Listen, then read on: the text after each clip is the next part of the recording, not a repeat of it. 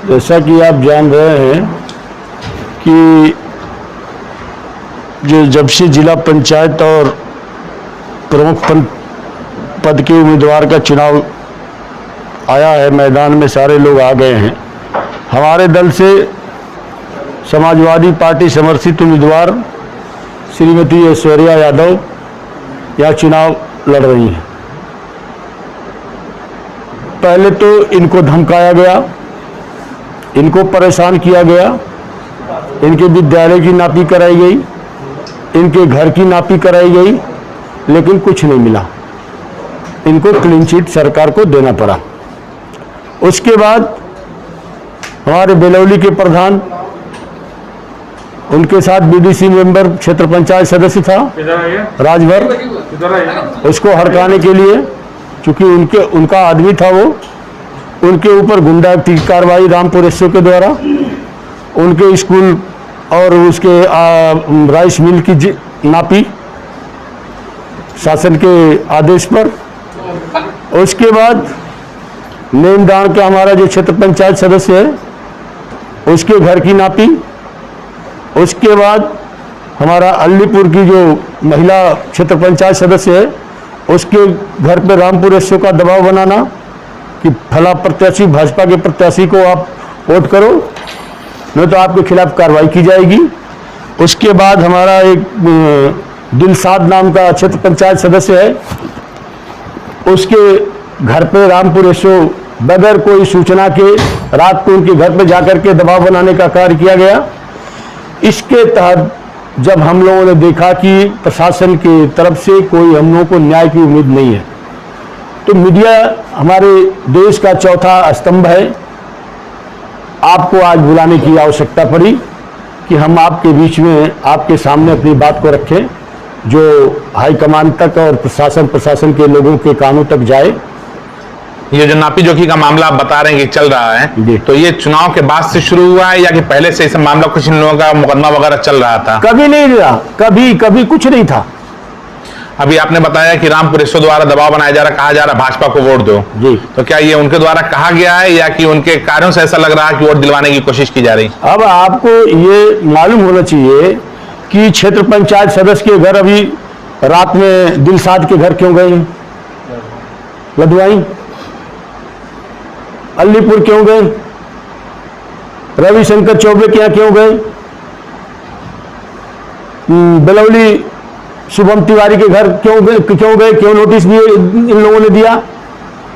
ये सब सार वही है कि ये लोग वोट इनको न देकर के, ऐश्वर्या यादव को न देकर के शुभम सिंह को दें, भारतीय जनता पार्टी के प्रत्याशी को दें, ये वो चाहते हैं, इनकी मंशा है। जिला पंचायत अध्यक्ष के लिए अभी मामला आया था जी, तो जहां तक सपा ने इल्जाम लगाया कि प्रशासन ने बलपूर्वक पर्चा नहीं भरने दिया, लेकिन उनकी तरफ से कहा जा रहा है कि अपोजिशन का ये बेबुनियाद इल्जाम किस तरीके के लगाया जा रहा है, क्या कहेंगे? मैं उस मुद्दे पे अभी बात करने के लिए नहीं बुलाया हूं। मैं खास करके मैं ब्लॉक प्रमुख पद के उम्मीदवार ऐश्वर्या यादव के साथ जो उनके क्षेत्र पंचायत सदस्यों के ऊपर जो आरोप सरकार के द्वारा दबाव बनाया जा रहा है, आरोप नहीं दबाव बनाया जा रहा है, उसके लिए आपको हम यहाँ बुलाए हैं। जिस बात को आप कह रहे हैं इसके लिए कोई प्रमाण है आपके पास कि पुलिस गई थी, कोई वीडियो आपके पास है? आपको कितनी बार अभी मैंने बोला,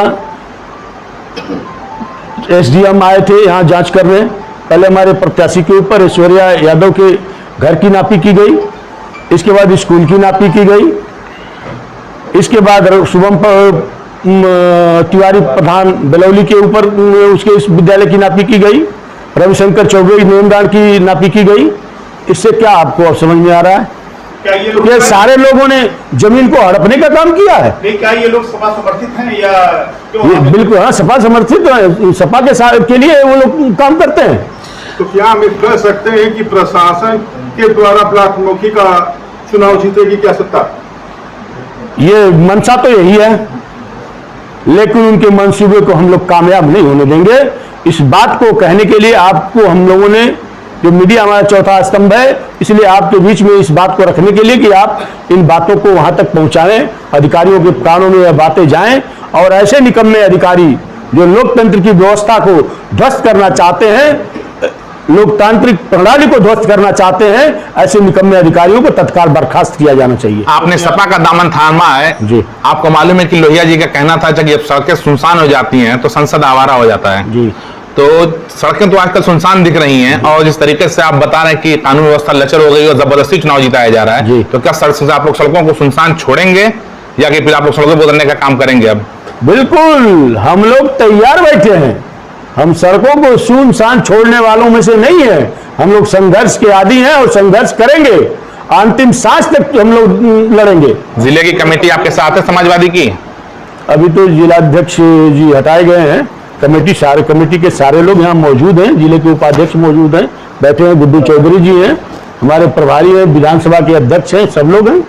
अगला कदम क्या होगा आप लोग का? क्या देखा जाए कि जिला पंचायत अध्यक्ष के चुनाव में जिसे प्रक्रिया की गई है उसे ब्लॉक में की जाएगी?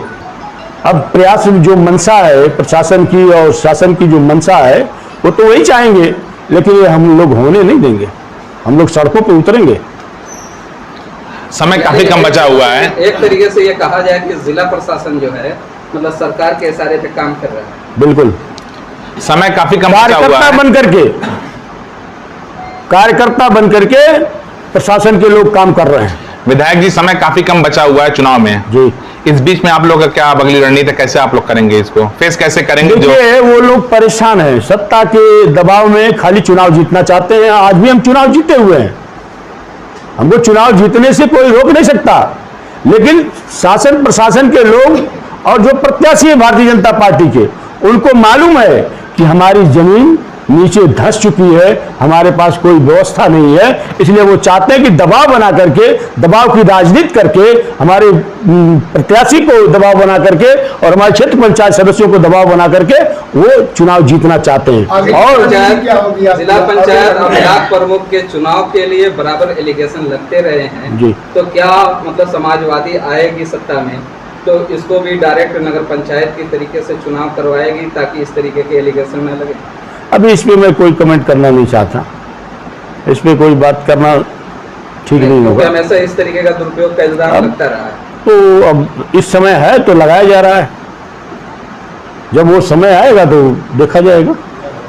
सर, इस पे क्या डिमांड करना चाहते हैं? तो अपनी राय हम लोगों का यही मकसद है कि ऐसे जो लोकतंत्र की हत्या करने वाली सरकार है उससे कहना है कि अभी भी अगर कुछ नहीं बिगड़ा है, अगर आप ऐसे एसओ को जो बिरादरीवाद कर रहा है, बिरादरी के नाम पर जाकर के सीधा सीधा सपोर्ट कर रहा है उस कैंडिडेट का, शुभम सिंह का, राजकेशर सिंह जो एसओ है, उसके ऊपर मेरा सीधा सा आरोप है। वो जाकर के सीधे से बीडीसी क्षेत्र पंचायत सदस्यों के ऊपर घरों में रात को जाने का क्या औचित्य है, क्या उसके ऊपर कोई एफआईआर लाज है? वो 2 नंबर का आदमी है, उसने कोई गलत कार्य किया है? सारे लोग, जितने लोगों के ऊपर कार्रवाई हो रही है, क्या वो गलत है? सर, ये जो आप आरोप लगा रहे हैं जी। इसके लिए न्यायपालिका भी है, कई व्यवस्थाएं हैं लोकतंत्र में जी। इसके लिए आपने किसी को संज्ञान में दिया है कि इस तरह के हमारे साथ दुर्व्यवहार हो रहा है? हम लोगों ने किसको पकड़ दिया सर? हम लोगों ने अभी एसडीएम को ज्ञापन दिया गया, हम लोगों ने मुख्य सचिव को भेजा, निर्वाचन आयोग को भेजा, हम लोगों ने आईजी जोन को भेजा, डीआईजी को भेजा, एसपी मऊ को भेजा, सारे लोगों, सारे अधिकारियों को, डीजीपी को भेजा, सारे अधिकारियों को इससे अवगत कराने का कार्य किया। विधायक जी, इलेक्शन सिर्फ जिले में अगर देखा जाए बराबर एलिगेशन लगते रहे हैं कि सत्ता पक्ष का सपोर्ट करता है जी। तो क्या उम्मीद करते हैं इलेक्शन कमीशन आप उत्तर प्रदेश से आपको कुछ सपोर्ट मिलेगा? बिल्कुल, इलेक्शन में तो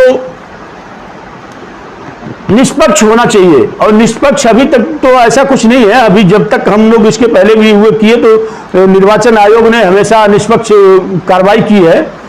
मैं उनके ऊपर आरोप नहीं लगाना चाहता, लेकिन जो मशीनरी है भारतीय जनता पार्टी की सरकार की, जो ये मशीनरी है, पुलिस, तहसील, ये जो प्रशासनिक व्यवस्थाएं हैं, ये लोकतंत्र की हत्या करने पे आमादा है। ये जमीन इनकी सही निकल रही है, करें नहीं, लिखो इसको नवीन पड़ती है, ये क्या है? जबरदस्ती लेखपालों से लिखवाया जा रहा है। सवाल हमारा ये है कि जैसा कि विपक्ष का आरोप था कि बंजर जमीन पे इनका विद्यालय बना है और नापी के समय आपका कहना है कि जो बंजर की जमीन थी नापने के बाद वहाँ कुछ नहीं मिला, जमीन इनका कुछ कम भी पड़ गया है। तो इस पे क्या राय रहा है अधिकारियों का? इस पे क्या उन्होंने कहा कि जब अगर भूमि कम हुई है तो इसकी भरपाई कैसे करेंगे लोग? इसकी मांग आप लोग किए कि हमारी भूमि कम है या जो भी हो? ऐसा है कि जब उन लोगों ने नापा, यहाँ पे कुछ नहीं निकला उनका, खोदा पहाड़ निकली चूहिया। जब कुछ नहीं निकला तो हम लोगों ने इनको अल्टीमेटम दिया कि अन्य जगह जाकर के जो परेशान कर रहे हैं, बार बार परेशान कर रहे हैं, परेशान किया जा रहा है, तो हम लोगों ने उसके एवज में दिया है कि 1 सप्ताह के अंदर अगर ये कार्रवाइयां बंद नहीं हुई तो हम लोग सड़कों पर उतरेंगे, धरना प्रदर्शन करेंगे। जो लोकतंत्र में व्यवस्था है उसके तहत हम लोग अपना काम करेंगे। विधायक जी, एक आखिरी सवाल ये है कि सिर्फ ब्लॉक में ही ऐसा हो रहा, आपके या जिले के सभी ब्लॉकों में ऐसा ही किया जा रहा है, चुनाव को प्रभावित किया जा रहा है? अभी तो सुनने में आया मोहम्मदाबाद में भी हो रहा था, मोहम्मदाबाद का भी सुनने में आया था। तो वहां पर भी आपकी पार्टी कुछ करेगी या सिर्फ सहती रहेगी? बिल्कुल बिल्कुल करेगी, हमारे कार्यकर्ता सड़कों पे उतरेंगे। क्या आप उत्तर प्रदेश सरकार से क्या आशा कर सकते हैं कि ये जो चुनाव होने ब्लॉक प्रमुख के, उनसे क्या आप मांग करते हैं? अब उत्तर प्रदेश सरकार से मुझे कोई उम्मीद नहीं है, इंसाफ नहीं मिलना है। आप सबको मालूम है कि 17 जिला पंचायत के अध्यक्ष निर्विरोध निर्वाचित हो गए। आपको मालूम है कि कितनों के घरों को ढा दिया गया, घरों को ढा दिया गया।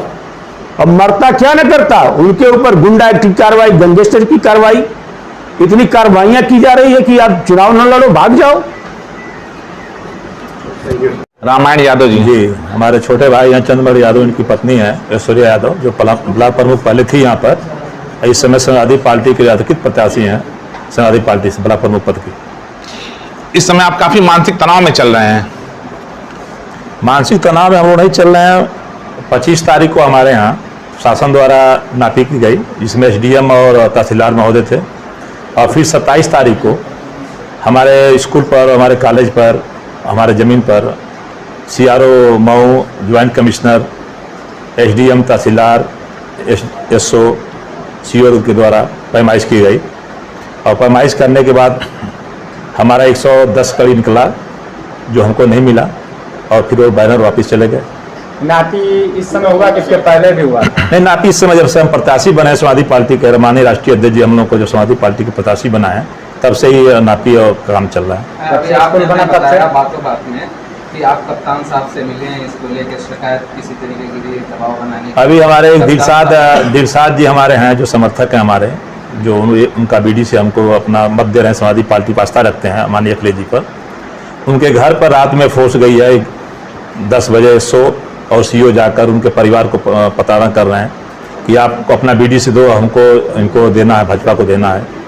और माननीय विधायक जी भी बता रहे थे आपको, जो बिलौली SO हैं और CO ये नौकरी कम कर रहे हैं, भाजपा के एजेंट बनकर प्रचारक हैं, और जितना भाजपा के प्रत्याशी प्रचार कर रहे हैं उससे ज़्यादा ये लोग घूम घूम के BDC को धमका रहे हैं। अभी रामपुर में गए थे BDC के पास और कह रहे हैं तुम उनका साथ छोड़ो समाजवादी पार्टी का और भाजपा के साथ आओ और शुभम सिंह के वोट करो। किसने कहा ये बात?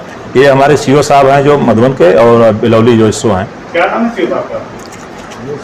CO साहब का नाम है राजेश कुमार सिंह, और राजकेश्वर सिंह हैं, SO हैं, इसी मामले को लेकर, और CO साहब के भाई भाजपा से ब्लॉक प्रमुख हैं।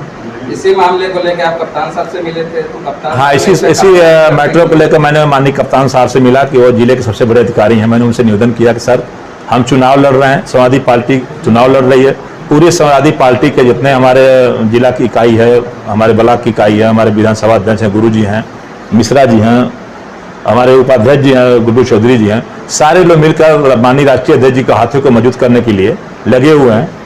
और यहाँ सब आपके अधिकारी जो हैं भाजपा के एजेंट बन के प्रचार कर रहे हैं।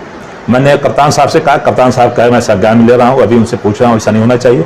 हमने एक ही निवेदन किया कप्तान साहब से कि सोच जो है हमको चुनाव लड़ने दिया जाए, जनता का जिसका मत होगा जीते हारेगा उसको।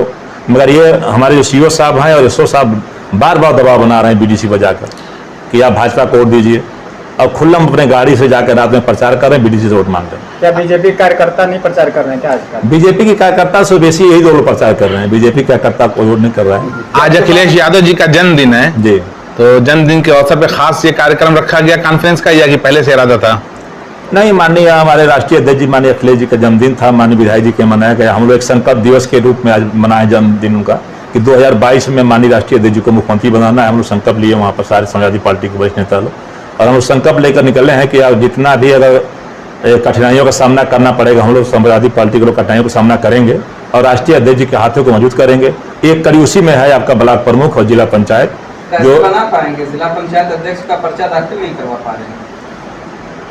अब उस पर हम नहीं जाएंगे। हम लोग अभी ब्लॉक में अपने हैं और मैं आपके माध्यम से बताना चाहता हूं कि राष्ट्रीय अध्यक्ष जी का जो मिशन था, जो जनता के माध्यम के द्वारा चुना गया था, क्षेत्र पंचायत और जिला पंचायत के मेंबर हम प्रदेश में सबसे ज़्यादा जीते हैं।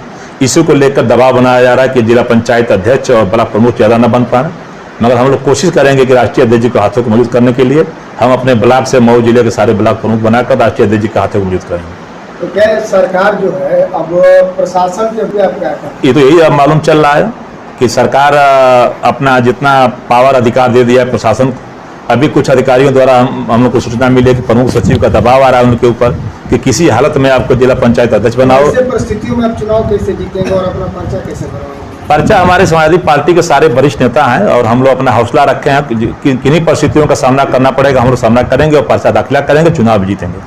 जिस तरह से जिला पंचायत में प्रशासन के द्वारा काम किए गए, क्या अगर उसी तरह से इसमें किया जाएगा तो आपका कदम क्या होगा? हम लोग तैयारी करेंगे उस जो हम लोगों को जिला पंचायत में हम लोग को जो हुआ है उसके को सीख लेते हुए हम लोग तैयारी से चुनाव लड़ेंगे और पर्चा दाखिला भी करेंगे, चुनाव भी जीतेंगे। को पहुंचने नहीं दिया जा रहा है, जब प्रस्तावक नहीं पहुंच पाएगा तो कैसे पर्चा भरेंगे? आप प्रस्तावक नहीं पहुंच पाएंगे तो आप लोग एक स्तंभ है, आप लोगों के माध्यम से हम लोग एक निवेदन करेंगे कि आप लोग जिस दिन पर्चा दाखिला हो उस दिन हम लोग का सहयोग करें।